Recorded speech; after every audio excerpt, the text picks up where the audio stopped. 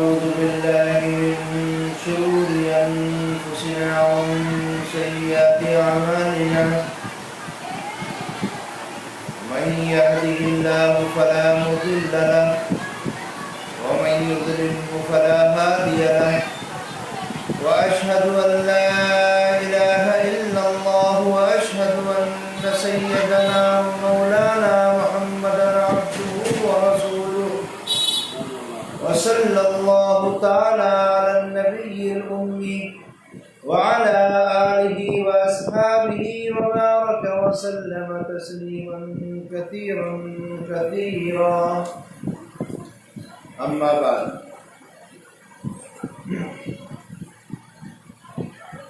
معزز خواتین اسلام، اس پروگرام کو آج تیسرا دن ہے اور 3 دن حضرت خدیجہ الکبریٰ رضی اللہ تعالی عنہا کا تذکرہ چل رہا ہے۔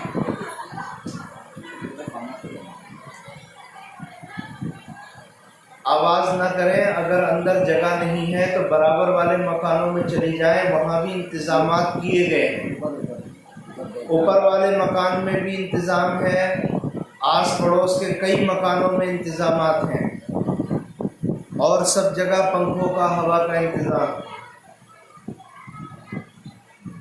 خاموشی اختیار فرمائیں۔ تو حضرت خدیجہ الکبریٰ رضی اللہ تعالی عنہا کے حالات بیان ہو رہے ہیں کہ کس طرح انہوں نے نبی کریم علیہ السلام کا ساتھ دیا، اسلام کے لیے تکلیفیں اٹھائیں، اور اللہ کے رسول کے لیے اپنی جان اور مال کو نچھاور کر دیا۔ کل آپ کے سامنے بہت ساری باتیں آئیں، آج میں آپ کو حضرت خدیجہ الکبریٰ کے صبر اور امتحان کا اور مجاہدے کا ایک قصہ سنانا چاہتا ہوں۔ اس کو سن کر آپ کو اندازہ ہوگا کہ اللہ کے رسول صلی اللہ علیہ وسلم، آپ کے گھر والے اور آپ کے صحابہ نے اسلام کے لیے کتنی تکلیفیں اٹھائی ہیں۔ اس کی نظیر ہی نہیں ملتی۔ میں اس بات کو سناؤں اس سے پہلے میں تھوڑی سی پیچھے کی ایک بات سنا دیتا ہوں، آپ حضرات توجہ سے سننا اور اس کو یاد کر کے رکھنا۔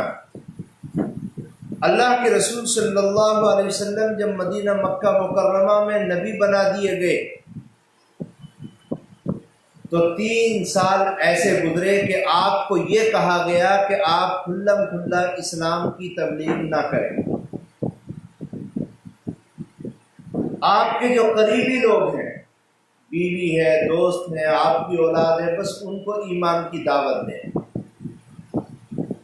ابھی علی الاعلان ایمان کی دعوت دینے کی ضرورت نہیں، لیکن جب اللہ کی جانب سے حکم دیا گیا کہ اب تم کھلم کھلا اسلام کی دعوت دو،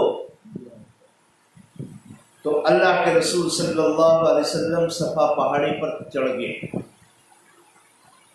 جو عورتیں، جو اللہ کی نیک بندیاں حج اور عمرے کے لیے تشریف لے جا چکی ہیں، تو انہوں نے دیکھا ہوگا کہ جہاں پر صفا اور مروہ پہاڑی کے درمیان میں سعی کرتے ہیں، وہ سعی جہاں سے شروع ہوتی ہے اسی کا نام صفا پہاڑی ہے۔ اللہ کے رسول صلی اللہ علیہ وسلم کے زمانے میں، اللہ کے رسول صلی اللہ علیہ وسلم کے زمانے میں یہ صفا پہاڑی بہت بڑی تھی۔ اللہ کے رسول صلی اللہ علیہ وسلم اسی پہاڑی پر کھڑے ہو گئے، اور اس زمانے کا یہ دستور تھا کہ اگر کسی آدمی کو کوئی اہم اعلان کرنا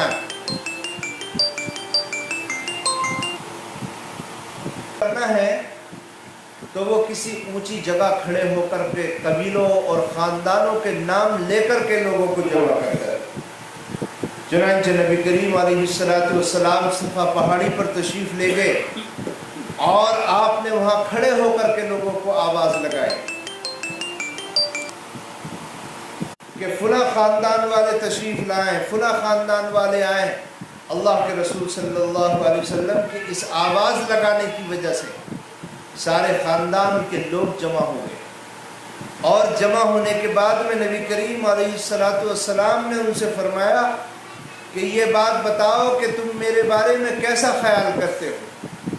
تو سارے لوگوں نے بیک زبان ہو کر کے عرض کیا کہ اے اللہ کے رسول، اے محمد، ہم آپ کو پورے مکہ کے اندر سب سے سچا اور دیانت دار مانتے ہیں۔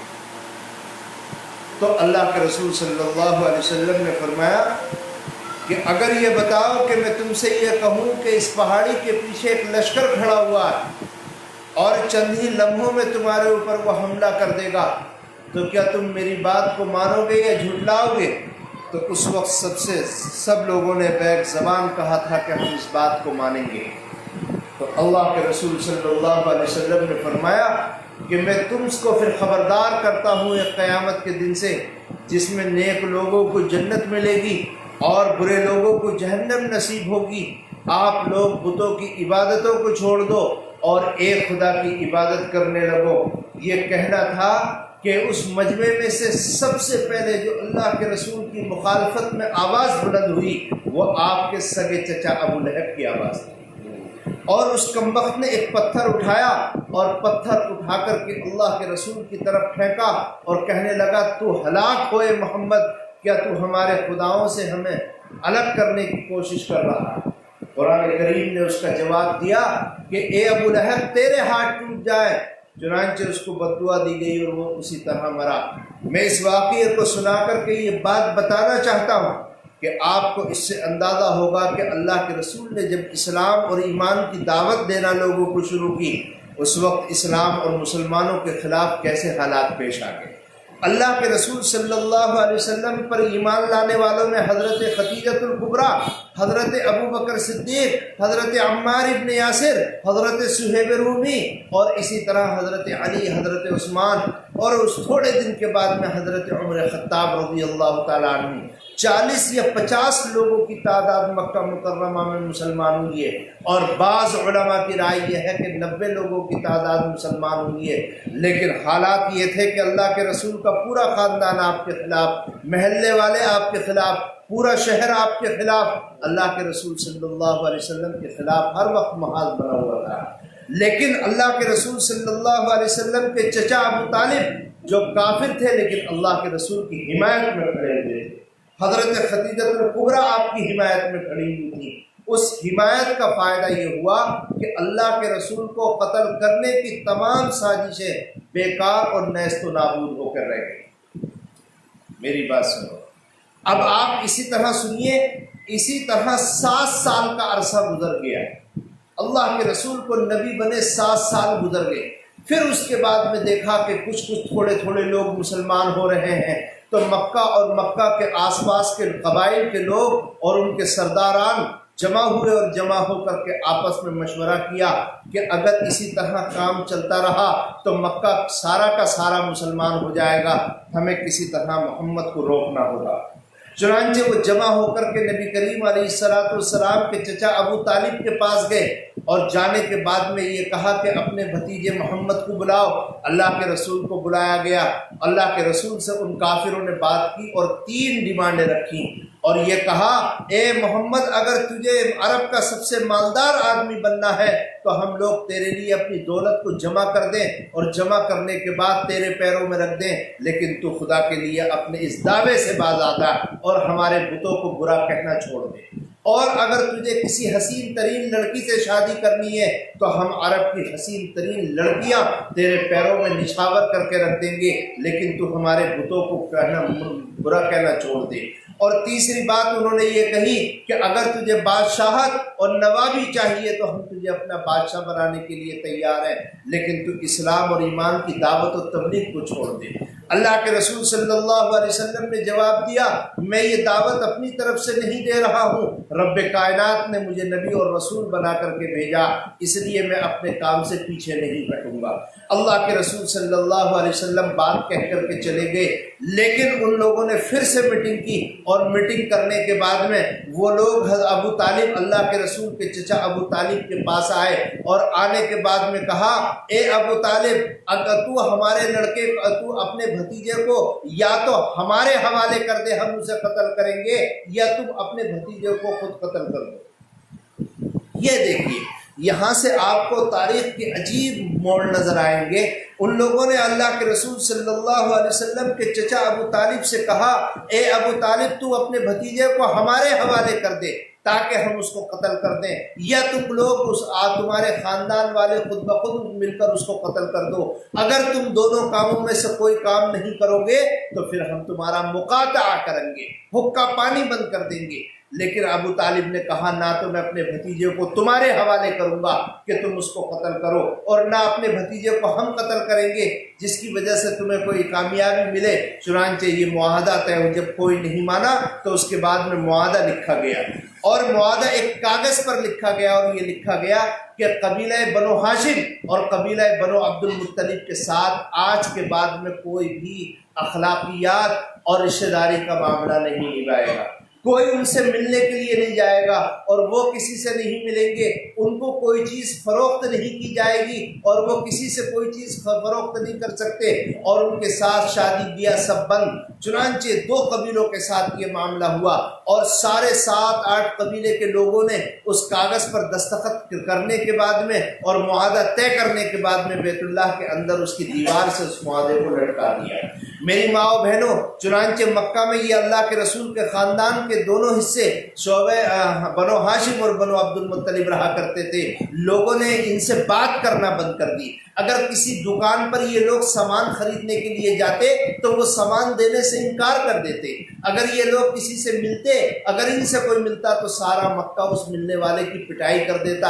آخرکار اللہ کی زمین اتنی تنگ ہو گئی کہ یہ مکہ مکرمہ کے محلوں سے نکلے، اور نکلنے کے بعد میں مکہ کے قریب 2 پہاڑوں کے درمیان میں ایک گھاٹی تھی اللہ کے رسول صلی اللہ علیہ وسلم گھاٹی کے اندر آ گئے۔ اسی گھاٹی کو شعب ابی طالب کہا جاتا ہے، اسی گھاٹی کو شعب ابی طالب کہا جاتا ہے۔ آپ ذرا اندازہ لگائیے کہ کیسی تکلیف کے ماحول سے یہ لوگ گزرے۔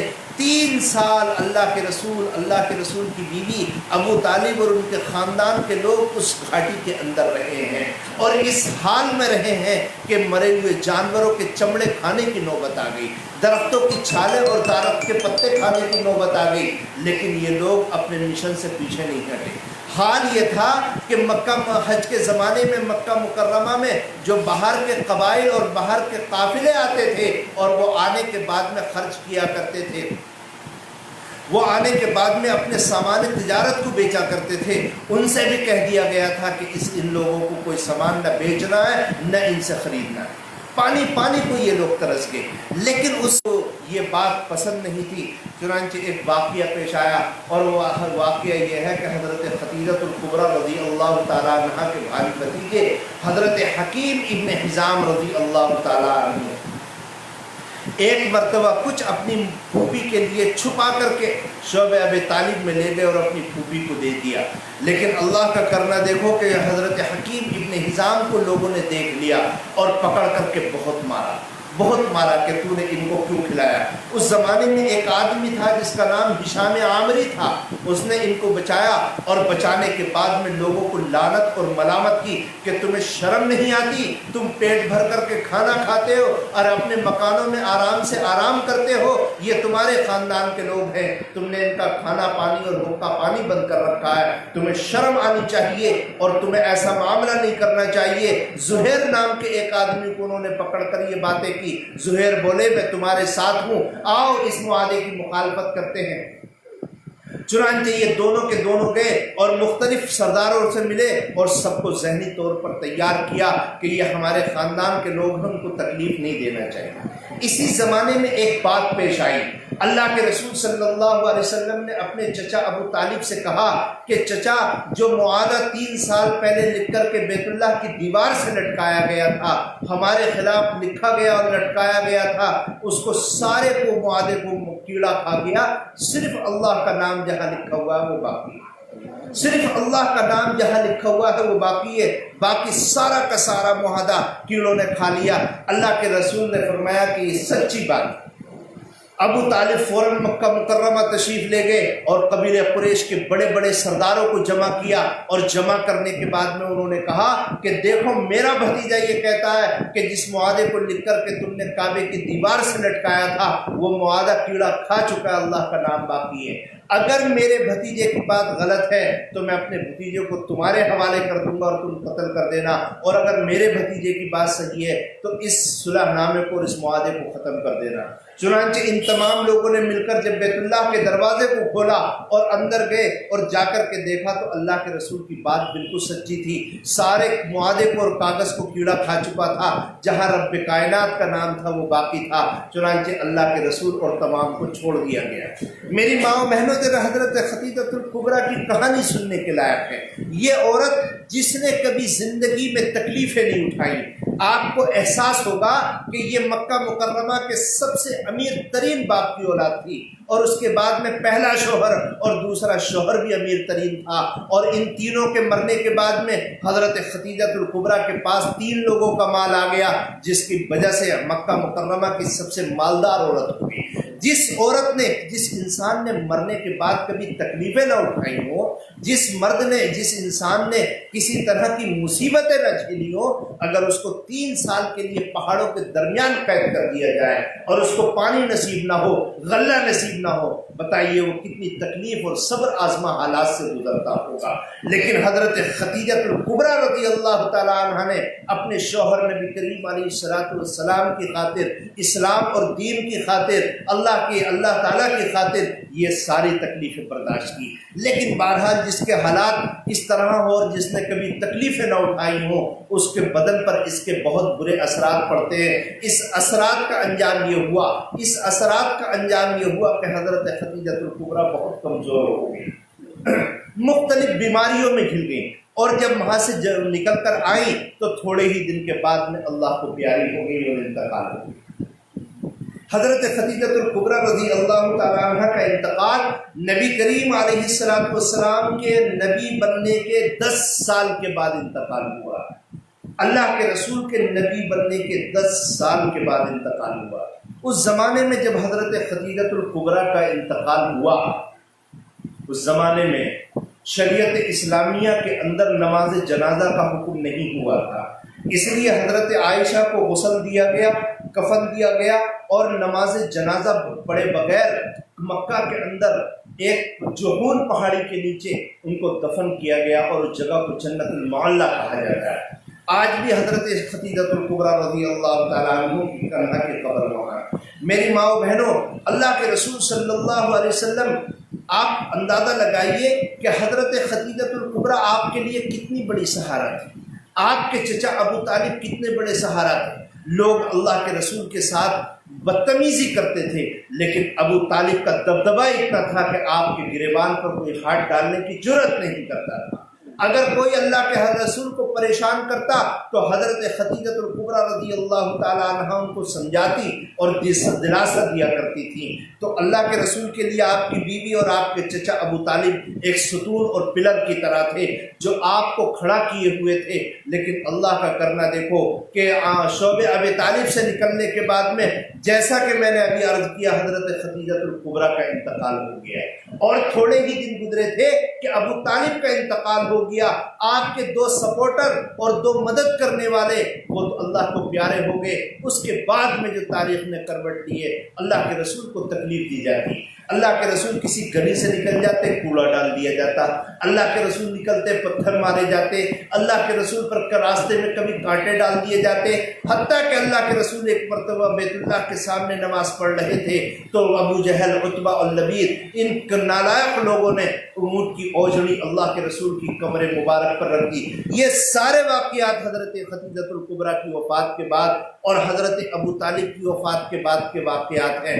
آپ اندازہ لگاؤ، اللہ کے रसूल को कितना तकलीफ हुई होगी। अल्लाह के रसूल अंदर से टूट गए। उस ज़माने में अगर कभी ऐसा वाक़या पेश आता तो हज़रत खदीजतुल कुबरा आपको समझाने के लिए साथ होती थी। आज समझाने वाला कोई नहीं है, आज परेशान कोई समझाने वाला नहीं। अल्लाह के रसूल ने जब देखा कि मक्का मुकर्रमा में कोई दीन की दावत को कबूल नहीं कर रहा तो आप मक्का मुकर्रमा और मदीने के करीब एक जगह है ताइफ, वहाँ तशरीफ़ ले गए। आपने वहाँ ईमान की दावत दी, लेकिन काफिरों ने आपको वहाँ इतना मारा, आपके बदन से इतना लहू जारी हुआ कि आपके नालाने मुबारक खून से तर हो गए, खून से भर गए। अल्लाह के रसूल को बहुत तकलीफ हुई। आपने फरमाया कि ये साल मेरे लिए आमुल हुज़्न है, ये मेरे लिए गम का साल है। और ये इसलिए फरमाया कि आपकी बीवी हज़रत खदीजतुल कुबरा का इंतकाल हो गया। मेरी माँ बहनों, ये जो औरत जिसका मैं तस्करा सुना रहा हूँ, हज़रत खदीजतुल कुबरा रज़ी अल्लाह तआला अन्हा, अल्लाह के रसूल सल्लल्लाहु अलैहि वसल्लम की पहली बीवी।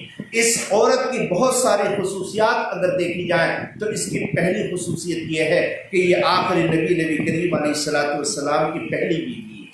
दूसरी खसूसियत यह है कि अल्लाह के रसूल सल्लल्लाहु अलैहि वसल्लम ने हज़रत खदीजतुल कुबरा की ज़िंदगी में दूसरा निकाह नहीं किया, पूरी ज़िंदगी दूसरा निकाह नहीं किया।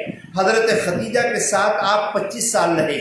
जिस वक्त अल्लाह के रसूल की उनका निकाह हुआ, अल्लाह के रसूल की उम्र 25 साल, हज़रत खदीजतुल कुबरा की उम्र उस वक्त में 40 साल और 25 साल साथ में रहे। उस वक्त हज़रत आयशा के हज़रत नबी करीम अलैहिस्सलातु वस्सलाम की उम्र 50 साल और हज़रत खदीजतुल कुबरा की उम्र 65 साल की। लेकिन इस पूरी मुद्दत में अल्लाह के रसूल ने कभी हज़रत खदीजा के साथ दूसरा निकाह नहीं किया। तीसरी खसूसियत हज़रत खदीजतुल कुबरा की यह है कि अल्लाह जितना माल उनको अपने बाप और अपने पहले दोनों शोहर के वर्थे से मिला था, वो सारा माल अल्लाह के रसूल के पैरों पर निछावर कर दिया और आपने उस माल को दीन के लिए खर्च किया। मेरी माँ बहनों, अल्लाह के रसूल हज़रत खदीजतुल कुबरा की एक खसूसियत ऐसी है जो अल्लाह के रसूल की बीवियों में शायद किसी की नहीं, बल्कि पूरी दुनिया में किसी की नहीं। एक मरतबा अल्लाह के रसूल के पास में हज़रत जिब्रील तशरीफ़ लाए, जो अल्लाह के सबसे मुअज़्ज़ज़ और मुक़र्रब फरिश्ते हैं। वो तशरीफ़ लाए तो उन्होंने देखा कि सामने से हज़रत खदीजतुल कुबरा किसी बर्तन में खाने की कोई चीज़ लेकर आ रही हैं। हज़रत जिब्रील ने नबी करीम अलैहिस्सलातु वस्सलाम से अर्ज़ किया, ए अल्लाह के रसूल, जब हज़रत खदीजा पास आ जाए तो मेरा भी सलाम कहना और रब्बे कायनात का भी सलाम। यानी ये कहना कि ए खदीजा, तुम्हें अल्लाह ने सलाम कहा है, और हज़रत जिब्रील भी सलाम कहते हैं। और हज़रत खदीजा से कहना, ए खदीजा, अल्लाह ताला ने जन्नत में तुम्हारे लिए एक मोतियों का महल तैयार किया है जिसके बहुत सारे दरवाजे हैं, तुम जिधर से चाहो दाखिल हो जाना। अल्लाह के हज़रत खदीजा जब करीब आई तो अल्लाह के रसूल ने कहा, ए आए खदीजा, तुम्हें अल्लाह ताला ने भी सलाम कहा है और हज़रत जिब्रील ने भी सलाम कहा है। हज़रत खदीजा की आंखों में आंसू आ गए। आपने अल्लाह को भी सलाम का जवाब दिया और हज़रत जिब्रील को भी सलाम का जवाब दिया। मेरी माओ बहनों, ज़रा गौर करो कि वो औरत जिसको रब्बे कायनात अर्श इलाही का मालिक, जो सात ज़मीन और आसमान को बनाने वाला और हम सबको ज़िंदगी देने वाला और मौत देने वाला है, अगर वो किसी को सलाम कहलवाए तो उस औरत का मर्तबा क्या होगा, उस औरत का मर्तबा क्या होगा। और आपने फरमाया, अल्लाह के रसूल ने फरमाया कि खदीजा के लिए जन्नत में एक ऐसा महल तैयार किया गया जो किसी के लिए तैयार नहीं किया गया, और वो महल मोतियों का है और उसके कई दरवाजे हैं। वो जिधर से चाहे दाखिल हो जाए, वो जिधर से चाहे दाखिल हो जाए। आप अंदाज़ा लगाइए, हज़रत अली रज़ी अल्लाह तआला अन्हु की रिवायत है, नबी करीम अलैहिस्सलातु वस्सलाम ने फरमाया, ए अली, दुनिया की औरतों पर खदीजा को फजीलत हासिल है, दुनिया की औरतों पर हज़रत खदीजा को फजीलत हासिल है। हज़रत अबू हुरैरा रज़ी अल्लाह तआला अन्हु की रिवायत है, वो फरमाते हैं कि एक मरतबा अल्लाह के रसूल ने ज़मीन पर चार लकीरें मारी और आपने सहाबा से फरमाया कि जानते हुए ये चार लकीरें क्या हैं? सहाबा ने अर्ज़ किया कि अल्लाह और अल्लाह का रसूल बेहतर जानता है, हम नहीं जानते कि इन चार लकीरों में क्या है। अल्लाह के रसूल सल्लल्लाहु अलैहि वसल्लम ने फरमाया, ये चार लकीरें दुनिया की चार औरतें हैं जिनको दुनिया और आखिरत में तमाम औरतों पर फजीलत हासिल होगी। पहली औरत तो है फ़िरौन की बीवी आसिया, दूसरी औरत है हज़रत ईसा अलैहिस्सलातु वस्सलाम की बीवी हज़रत ईसा की वालिदा मरियम, और तीसरी औरत है हज़रत आयशा اور چوتھی عورت ہے حضرت خدیجہ الکبریٰ رضی اللہ تعالیٰ عنہ۔ تو میری ماؤں بہنوں ذرا غور کرنے کی بات ہے کہ حضرت خدیجہ الکبریٰ کو دنیا کی سب سے بہترین عورت قرار دیا گیا، سب سے بہترین عورت قرار دیا گیا۔ اور دیکھو اللہ کے رسول صلی اللہ علیہ وسلم حضرت خدیجہ سے بہت محبت کرتے ہیں، حضرت خدیجہ سے بہت محبت کرتے ہیں۔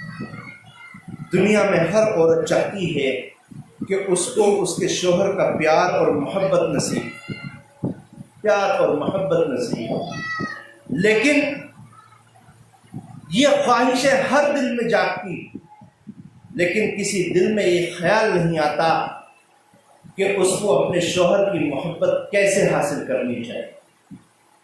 ہر عورت کی تمنا ہوتی کہ میرا شوہر مجھ سے محبت کرے، لیکن اللہ کی بندیوں بتاؤ کتنی عورتیں جانتی ہیں کہ شوہر کی محبت کیسے حاصل کی جائے؟ اللہ کے رسول صلی اللہ علیہ وسلم حضرت خدیجہ الکبریٰ سے بے پناہ محبت کرتے تھے، بے پناہ محبت کرتے تھے۔ اور اس محبت کا یہ عالم تھا کہ حضرت خدیجہ الکبریٰ رضی اللہ تعالیٰ عنہ جب تک زندہ رہی اور آپ کے انتقال کے بعد بھی یہ محبت باقی رہی۔ حضرت عائشہ صدیقہ رضی اللہ تعالیٰ عنہ فرماتی ہیں کہ اللہ کے رسول صلی اللہ علیہ وسلم جب کبھی کوئی بکریاں ذبح کرتے تو نبی کریم علیہ السلام مدینے میں اور مدینے کے آس پاس حضرت خدیجہ الکبریٰ کی سہیلیوں کو تلاش کر کر کے ان کے گھر گوشت بھیجا کرتے تھے۔ اندازہ ہے آپ کو؟ حضرت عائشہ حضرت خدیجہ الکبریٰ کے انتقال کے بعد زندگی میں نہیں، اتنی محبت کہ اللہ کے رسول نے اگر کبھی بکری بکرا ذبح کیا تو مکہ مدینہ اور اس کے آس پاس اللہ کے رسول ان کی سہیلیوں کو تلاش کر کے ان کے گھر گوشت بھیجتے تھے۔ کتنی محبت ہوتی۔ ایک مرتبہ کیا ہوا، اللہ کے رسول صلی اللہ علیہ وسلم حضرت عائشہ صدیقہ رضی اللہ تعالی عنہ کے سامنے حضرت خدیجہ الکبریٰ کا تذکرہ کر رہے تھے۔ آپ جانتی ہیں کہ ایک سوتن کو اپنی سوتن کا تذکرہ برا لگتا ہے۔ حضرت عائشہ صدیقہ رضی اللہ تعالیٰ عنہ کو تھوڑا برا لگا، ناگوار ہوا، تو انہوں نے فرمایا اے اللہ کے رسول، آپ ایسی بڑھیا کا تذکرہ کرتے ہیں جس کے منہ کے اندر دانت نہیں، جو بوڑھی ہو چکی تھی اور اب دنیا میں بھی نہیں رہی اور اس کو مرے ہوئے بھی کئی سال ہو گئے۔ اللہ تعالیٰ نے آپ کو اس سے خوبصورت بیوی عطا فرمائی، آپ کو اس کو یاد کرنے کی کیا ضرورت ہے؟ اللہ کے رسول نے فرمایا اے عائشہ، تم مجھے اس معاملے میں ملامت نہ کرو، مجھے رب کائنات کی جانب سے خدیجہ کی محبت عطا کی گئی، مجھے اللہ کی جانب سے حضرت خدیجہ الکبریٰ کی محبت عطا کی گئی ہے۔ اور آپ نے فرمایا کہ میں اس سے اتنی محبت کیوں کرتا ہوں؟ آپ نے فرمایا اے عائشہ، جب میرے ساتھ کوئی کھڑا ہوا نہیں تھا، سارا مکہ اور سارا حجاز مقدس میرا مخالف تھا، تب حضرت خدیجہ الکبریٰ میرے ساتھ کھڑی ہوئی تھی، اور جب میرے پاس خرچ کرنے کے لیے ایک پیسہ نہیں تھا، اس عورت نے سارا مال میرے قدموں میں لا کر کے ڈال دیا۔ اور فرمایا اے عائشہ، جب کوئی میری بات سننے کے لیے نہیں تھا، سارا زمانہ میرا مخالف تھا، اس وقت عائشہ حضرت خدیجہ میری بات سنتی تھی اور مجھے تسلی دیتی۔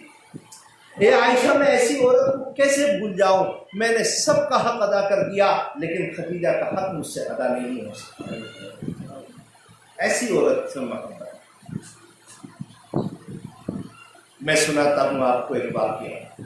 حضرت عائشہ صدیقہ رضی اللہ تعالیٰ عنہ فرماتی ہیں کہ ایک مرتبہ نبی کریم علیہ السلام میرے کمرے میں آرام فرما رہے تھے، اچانک دروازے پر کسی عورت نے آواز دی۔ اللہ کے رسول صلی اللہ علیہ وسلم بے چین ہو گئے، اپنے بستر سے اٹھے، دروازے کی طرف بھاگے، اور حال یہ تھا کہ آپ کی چادر جو آپ کے کندھے مبارک پر تھی وہ زمین میں کھچڑتی ہوئی جا رہی تھی، اور آپ یہ الفاظ کہتے تھے، معلوم ہوتا ہے حالہ آئی ہے، حالہ آئی ہے، حالہ آئی ہے۔ جا کر کے دیکھا تو حضرت حالہ باہر کھڑی ہوئی تھی، آپ نے ان کو بلایا اور ان کا استقبال کیا، اور آپ نے اپنے بستر مبارک پر ان کو بٹھایا۔ معلوم ہے یہ حالہ کون ہے؟ حضرت خدیجہ الکبریٰ رضی اللہ تعالیٰ عنہ کی سگی بہن ہے، اور عجیب بات یہ ہے کہ ان کی آواز حضرت خدیجہ الکبریٰ کی آواز کے مشابہ تھی، دونوں کی آواز ایک جیسی تھی۔ حضرت حالہ نے جب اللہ کے رسول کے دروازے پر آواز دی تو آپ کو حضرت خدیجہ الکبریٰ کی یاد آ گئی، اور آپ دوڑتے ہوئے گئے، اور آپ یہ فرما رہے تھے کہ یہ تو حالہ معلوم ہوتی ہے، یہ تو حالہ معلوم۔ بتاؤ اپنے دل پہ ہاتھ رکھ کے کہ آپ کے شوہر آپ سے اتنی محبت کرتے ہیں؟ ہر عورت چاہتی ہے کہ اس کا شوہر محبت کرے، لیکن کسی کو یہ پرواہ نہیں ہے کہ میرا شوہر مجھ سے محبت کیسے کرے۔ حضرت عمر رضی اللہ تعالیٰ عنہ سے نبی کریم علیہ السلام نے فرمایا، اے عمر، نیک عورت سے نکاح کرنا۔ پوچھا اللہ کے رسول یہ نیک عورت کون؟ فرمایا کہ نیک عورت وہ عورت ہے جس کے اندر 3 خصوصیات ہوں۔ نمبر 1، اذا نظرها اسرته، او کما قال النبی صلی اللہ علیہ وسلم۔ آپ نے پہلی بات یہ فرمائی کہ عورت ایسی ہونی چاہیے کہ اس کا شوہر اس کی طرف دیکھے تو اس کو خوش کر دے۔ کیا مطلب ہے اس کا؟ اس کا مطلب یہ ہے کہ آدمی پورا دن محنت کرنے کے بعد، سورج ڈھلنے کے بعد جب اپنے گھر میں داخل ہوتا ہے تو بیوی کا سراپا، اس کا لباس، اس کے ہاتھ پیر، اس کے بال وغیرہ صاف ستھرے ہونے چاہیے، اس کا کمرہ، اس کے کمرے کی چادریں، بستر سب صاف ستھرا ہونا چاہیے۔ آدمی 12 گھنٹے کی ڈیوٹی کرنے کے بعد اپنی بیوی بچوں کے لیے در در کی ٹھوکریں کھانے کے بعد میں جب حاضر ہوتا ہے تو اس نے گھر کے اندر ایک سکون چاہتا ہے۔ دوسری بات آپ نے ارشاد فرمائی، اذا امرها اطاعته۔ اللہ کے رسول نے فرمایا، عمر، نیک عورت کی دوسری مثال، دوسری پہچان یہ ہے کہ اگر اس کا شوہر کسی بات کا حکم دے تو اس کام کو پورا کر دے، اس کام کو پورا کر دے۔ اللہ کے رسول نے فرمایا کہ اگر آس پاس میں 2 پہاڑ ہو اور شوہر کسی اپنی بیوی کو یہ حکم کرے کہ اس پہاڑ کے پتھروں کو اٹھا کر اس پہاڑ کی چوٹیوں پر رکھ دینا، ظاہر سی بات ہے کہ ساری دنیا کے انسان مل کر بھی ایسا کام نہیں کر سکتے، ایک عورت کیا کرے گی؟ لیکن فرمایا کہ اس عورت کو اس کام کی کوشش کرنی چاہیے، اس لیے کہ اس کے شوہر نے اس کو حکم دیا ہے۔ تیسری پہچان نیکی کی یہ فرمائی، اللہ کے رسول نے فرمایا کہ جب شوہر گھر سے نکل جائے یا بیوی اپنے میکے میں ہو اور شوہر اس کو نہ دیکھ رہا ہو تو پھر اپنے شوہر کے مال کی اور اپنی ذات کی اس کو حفاظت کرنی چاہیے، شوہر کے مال اور اپنی ذات میں خیانت نہیں کرنا چاہیے۔ شوہر ہے جب تک گھر میں کھڑی ہے، اور شوہر نکل گیا تو دروازے پر کھڑی ہے، چھت پر کھڑی ہے، شوہر کی بغیر اجازت دوسرے کے گھروں میں جاتی ہے اور ملاقاتیں کرتی ہے۔ میری ماں و بہنوں، اللہ کے رسول نے فرمایا یہ 3 صفات کی حامل عورت نیک ہو۔ یہ بات ہے، اگر عورتیں اپنے شوہر کی اطاعت و فرما برداری نہ کرنے لگے تو شوہر ان سے محبت کیوں نہ کرے، لیکن جو محبت کرنے کے طریقے نہیں جانتے ان کا حال کیا ہوتا ہے۔ بہرحال نبی کریم علیہ السلام کو اتنی محبت تھی۔ مورخین نے لکھا ہے کہ حضرت خدیجہ الکبریٰ رضی اللہ تعالی عنہ نبی کریم علیہ السلام کے نکاح میں 25 سال رہے، لیکن اس 25 سال کی مدت میں ایک واقعہ بھی ایسا پیش نہیں آیا کہ میاں بیوی کے درمیان میں تلخی ہوئی ہو۔ ایک واقعہ بھی ایسا پیش نہیں آیا، ایک واقعہ کہ دونوں کے درمیان میں کوئی تلخی ہوئی۔ کیسے ایسا شوہر محبت نہیں کرے؟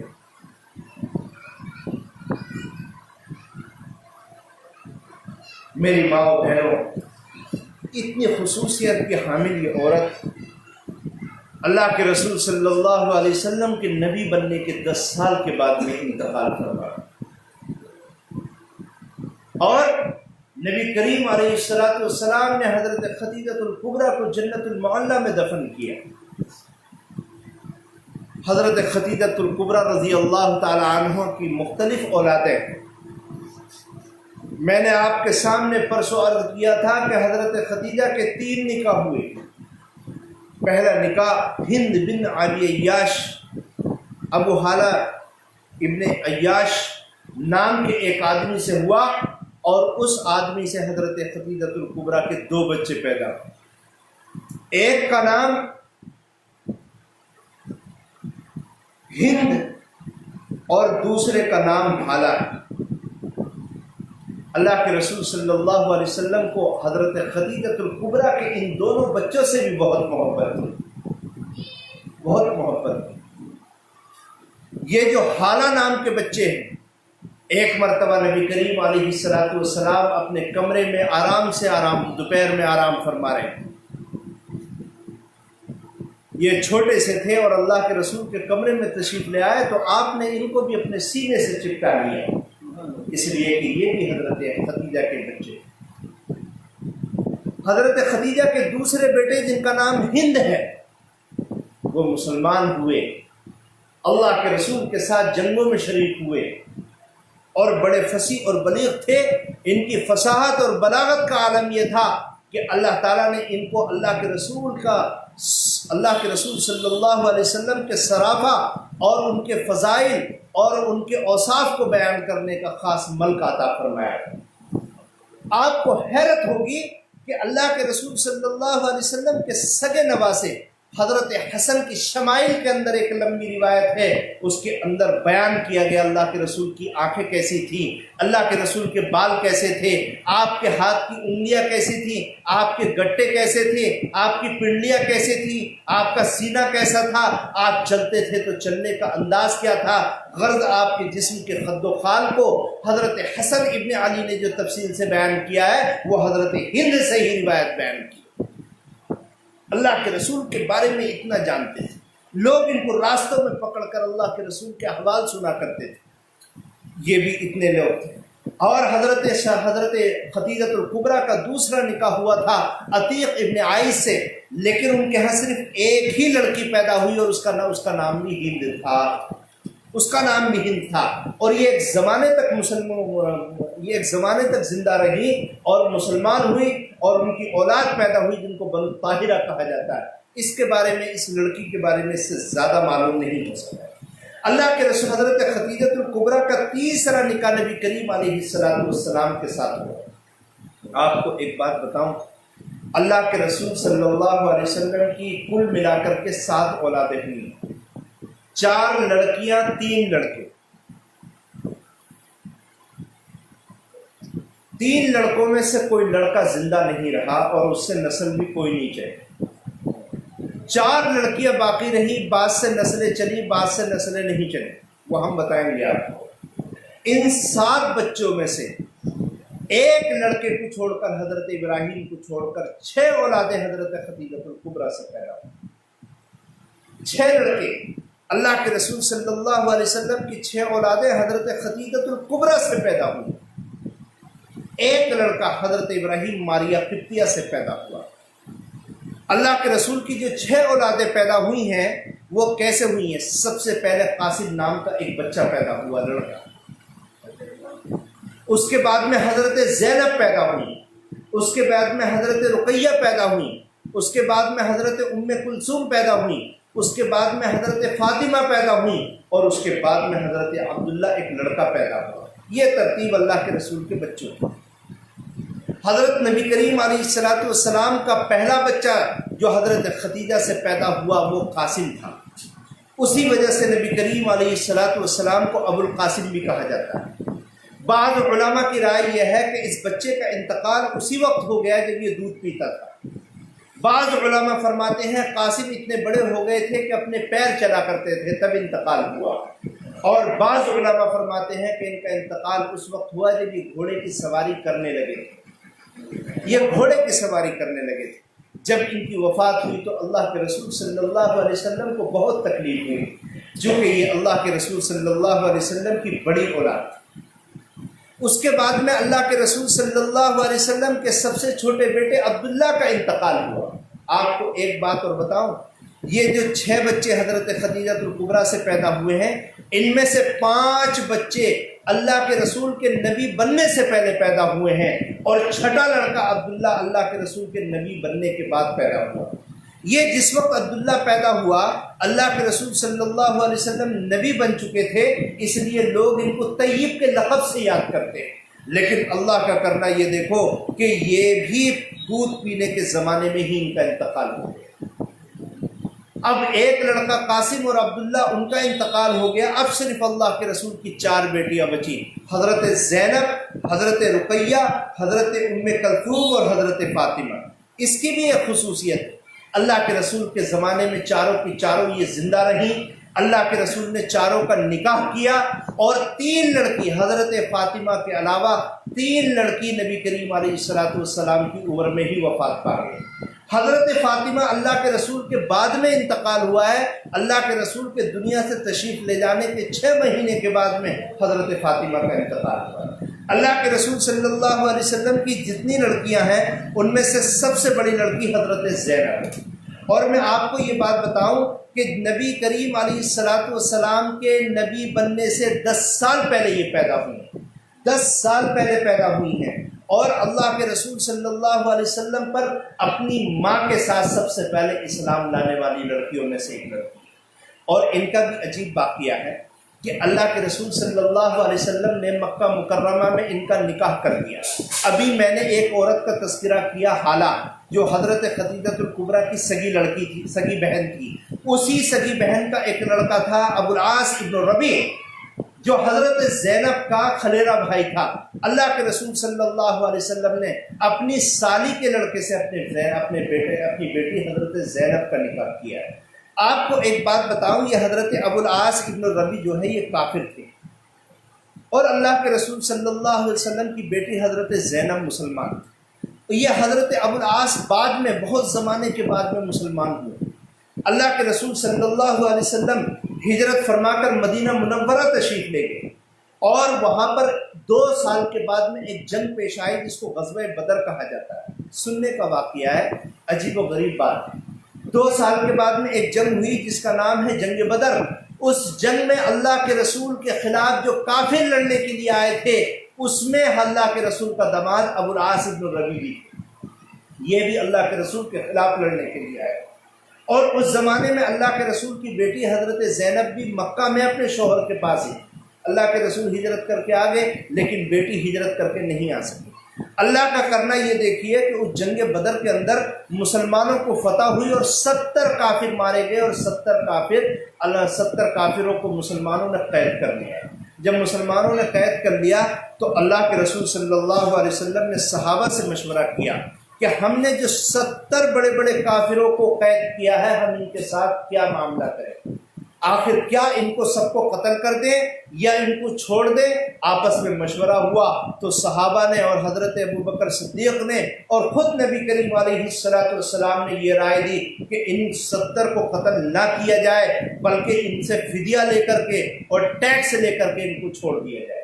چنانچہ اعلان کر دیا گیا، 70 کے 70 کو بتا دیا گیا کہ تم اپنے گھر سے پیسے منگواؤ، پیسے ہمیں دو اور ہم تمہیں چھوڑ دیں گے۔ یہ جو اللہ کے رسول صلی اللہ علیہ وسلم کے داماد تھے ابو العاص ابن ربیع، انہوں نے بھی مکہ کے اندر خط لکھا اپنی بیوی کو کہ میں گرفتار ہو گیا ہوں اور اتنے پیسے بھیجو، مجھے آزاد ہونا ہے۔ اس وقت اللہ کے رسول کی بیٹی حضرت زینب کے پاس میں کوئی پیسے نہیں تھے۔ ان کے گلے کے اندر ایک سونے کا ہار تھا جو ان کی ماں حضرت خدیجہ الکبریٰ نے ان کو جہیز میں دیا تھا۔ حضرت زینب رضی اللہ تعالیٰ عنہ نے وہ ہار اپنے شوہر کو چھٹانے کے لیے مدینہ منورہ بھیج دیا۔ جب وہ ہار وہاں پہنچا اور وہ ہار اللہ کے رسول کی خدمت میں گیا تو آپ نے اس ہار کو دیکھا تو آپ کی آنکھوں سے آنسو جاری ہو گئے۔ آپ کو اپنی پیاری بیوی حضرت خدیجہ کی یاد آ گئی، آپ کو اپنی پیاری بیوی حضرت خدیجہ کی یاد آ گئی۔ آپ نے صحابہ اکرام کو جمع کیا اور جمع کرنے کے بعد میں فرمایا دیکھو بھائی ہم نے یہ اعلان کیا تھا کہ ہر قیدی اتنا اتنا پیسہ دے ہم اسے چھوڑ دیں گے. میری بیٹی حضرت زینب نے اپنے شوہر کو چھٹانے کے لیے میری بیوی حضرت خدیجہ کا ہار بھیجا ہے. اگر تم چاہو تو میرے داماد کو چھوڑ دو اور یہ ہار بھی واپس کر دو اس لیے کہ یہ میری بیوی کی نشانی ہے. تمام صحابہ نے کہا سر تسلیم خم ہے جو بھی مزاج یار میں آئے. اے اللہ کے رسول جو حکم آپ کا اور مشورہ ہے اس پر عمل کریں گے. چنانچہ اللہ کے رسول نے اپنے داماد ابو العاص ابن الربیع کو چھوڑا اور ہار بھی ان کو واپس کرا لیکن ایک شرط رکھی اور وہ شرط یہ تھی کہ ہم اس شرط پر تمہیں چھوڑ رہے ہیں جب تم مکہ مکرمہ چلے جاؤ گے تو ہماری بیٹی زینب کو مدینے بھیج دینا اس لیے کہ ہماری بیٹی مسلمان ہے اور تم کافر ہو. ایک مسلمان عورت کافر مرد کے ساتھ نہیں رہ سکتی. حضرت ابو العاص ابن الربیع نے وعدہ کر لیا کہ میں مکہ مکرمہ جا کر کے تمہاری بیٹی کو مدینے بھیج دوں گا. چنانچہ یہ مکہ گئے اور مکہ جانے کے بعد میں ایک سواری تیار کی. اس وقت حضرت زینب کے پیٹ میں حمل تھا. انہوں نے اپنے بھائی کنانہ سے کہا کہ میری بیوی کو اپنے اونٹ پر بٹھاؤ اور ان کو مدینہ منورہ چھوڑاؤ. یہ آدمی دن کا وقت تھا. انہوں نے کنانہ نے اپنی بھابھی کو اونٹ پر بٹھایا اور اونٹ کی مہار پکڑ کر مکہ مکرمہ سے نکلے لیکن کافروں نے دیکھ لیا اور چاروں طرف سے گھیر لیا. کسی بدبخت کافر نے ایک برچھا مارا جس سے حضرت زینب گر گئی اور گرنے کی وجہ سے آپ کے پیٹ میں جو حمل تھا وہ حمل ضائع ہو گیا. آخرکار کنانہ کے خاندان والے بھی آ گئے اور قبیلے قریش اور کنانہ کے خاندان والوں میں تلواریں نکل آئیں لیکن اس وقت مکہ کے سردار ابو سفیان آئے اور انہوں نے بیچ بچاؤ کیا اور کنانہ کو سمجھایا کہ دیکھو یہ لڑکی اللہ کے رسول کی بیٹی ہے. اگر تم دن کے اجالے میں یہاں سے لے کر اس لڑکی کو جاؤ گے تو لوگ مکہ کے لوگ اپنی ہار مانیں گے لہذا تم رات کے وقت میں اس لڑکی کو لے کر کے نکل جانا. چنانچہ کچھ دن کے بعد میں کنانہ نے اونٹ پر اپنی بھابھی کو بٹھایا اور بٹھانے کے بعد میں مکہ سے باہر آئے. وہاں پہلے سے اللہ کے رسول کے خادم حضرت زید بن حارثہ موجود تھے. ان کو سونپا اور وہ لے کر کے مکہ مکرمہ مدینہ منورہ آ گئے. اللہ کے رسول نے اپنی بیٹی کو ایک مکان میں ٹھہرایا. دیکھیے حالات دیکھیے. اس کے بعد میں 3 یا 4 سال تک حضرت زینب رضی اللہ تعالیٰ عنہ بغیر شوہر کے رہیں اور شوہر ان کے مکہ مکرمہ میں رہے وہ کافر تھے. لیکن پھر ایک واقعہ پیش آیا سن 7 ہجری کے اندر اور وہ واقعہ یہ پیش آیا کہ مکہ والوں کا ایک قبیلہ ایک قافلہ ملک شام تجارت کے لیے گیا. اس کے پاس بہت زیادہ مال و دولت تھا. اللہ کے رسول صلی اللہ علیہ وسلم کو معلوم ہوا کہ قبیلہ قریش کا ایک قافلہ ملک شام گیا ہے جس کے پاس لاکھوں روپے کا مال ہے. آپ نے فوراً 170 فوجیوں کا ایک چھوٹا لشکر تیار کیا اور حضرت زید ابن حارثہ کو اس کا کمانڈر بنایا اور فرمایا کہ وہ قافلے کو روک لو اور سب کو گرفتار کر کے مدینہ منورہ لے آؤ. چنانچہ یہ 170 فوجی جب راستے میں گئے اور اس قافلے کو گھیر کر سب کو گرفتار کر لیا تو اس میں سے حضرت نبی کریم علیہ السلام کے داماد حضرت زینب کے شوہر ابو العاص ابن الربیع بھی تھے. وہ وہاں سے بھاگے اور بھاگ کر کے سیدھا مدینہ منورہ آئے اور اپنی بیوی زینب کے پاس جا کر کے پہنچے. بولے کہ زینب میں تیرا شوہر ہوں, اللہ کے واسطے تو مجھے اپنی امان میں لے لے ورنہ مسلمان مجھے قتل کر دیں گے.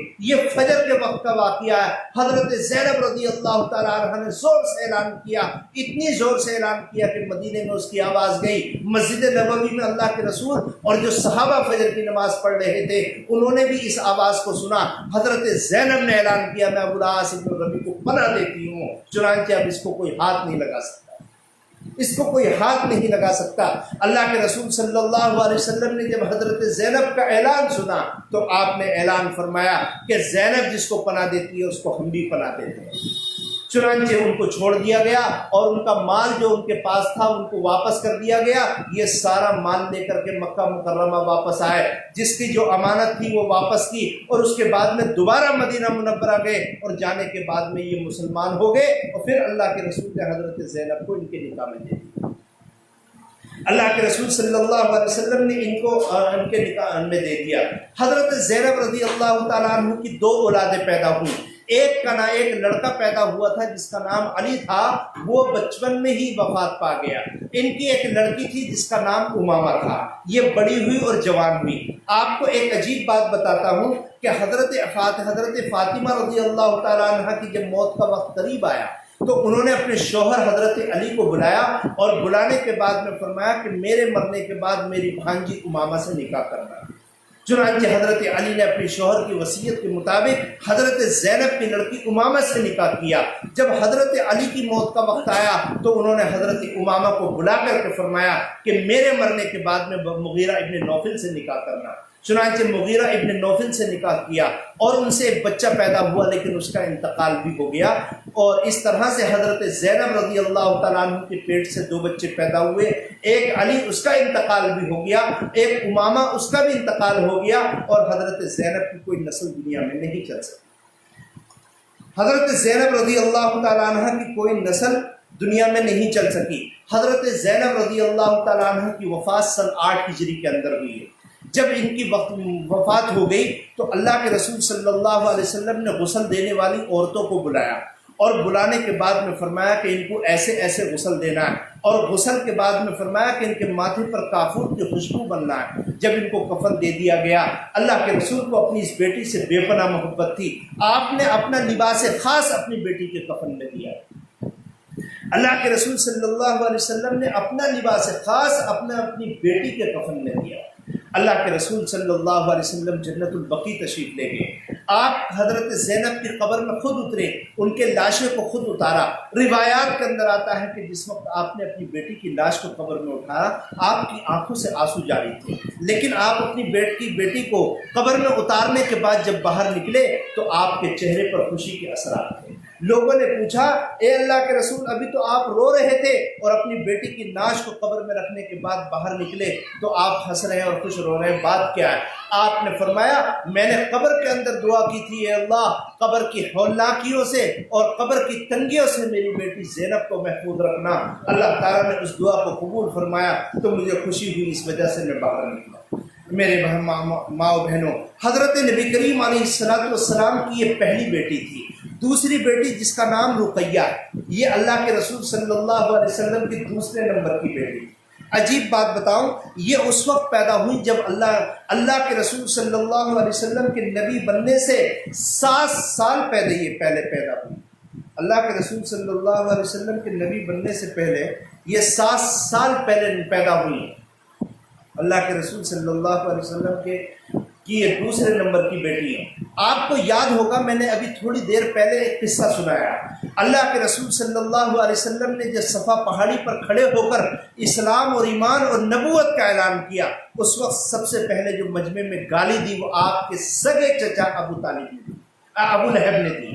آپ کو حیرت ہوگی، سننے کے بعد حیرت ہوگی، اللہ کے رسول صلی اللہ علیہ وسلم کی 2 بیٹیاں حضرت رقیہ اور حضرت ام کلثوم، اسی ابو لہب کے دونوں بیٹوں سے نکاح ہوا تھا۔ اللہ کے رسول کی دونوں بیٹیوں کا نکاح، حضرت ام رقیہ اور ام کلثوم کا نکاح اسی ابو لہب کے 2 بیٹوں سے ہوا تھا، لیکن ابھی رخصتی نہیں ہوئی تھی، صرف نکاح ہوا تھا۔ جیسے ہی اللہ کے رسول نے نبوت کا اعلان کیا، اس بدبخت نے اپنے دونوں بیٹوں سے ان دونوں لڑکیوں کو طلاق دلوا دی، ان دونوں بیٹیوں کو طلاق دلوا دی۔ اس کے بعد میں چنانچہ اللہ کے رسول صلی اللہ علیہ وسلم نے نبی حضرت رقیہ رضی اللہ تعالیٰ عنہ کا نکاح حضرت عثمان غنی رضی اللہ تعالیٰ عنہ سے کر دیا۔ بہرحال کل تشریف لائیے، میں سناؤں گا کہ کیسے نکاح ہوا اور کیا حالات پیش آئے۔ دنیا میں واحد ایک ایسے آدمی حضرت عثمان غنی ہیں جس کے نکاح کے اندر ایک نبی کی 2 اولادیں رہیں۔ اللہ تعالیٰ ہم سب کو عمل کی توفیق عطا فرمائے۔ وآخر دعوانا الحمدللہ رب العالمین۔ 11 مرتبہ درود شریف پڑھ لیں۔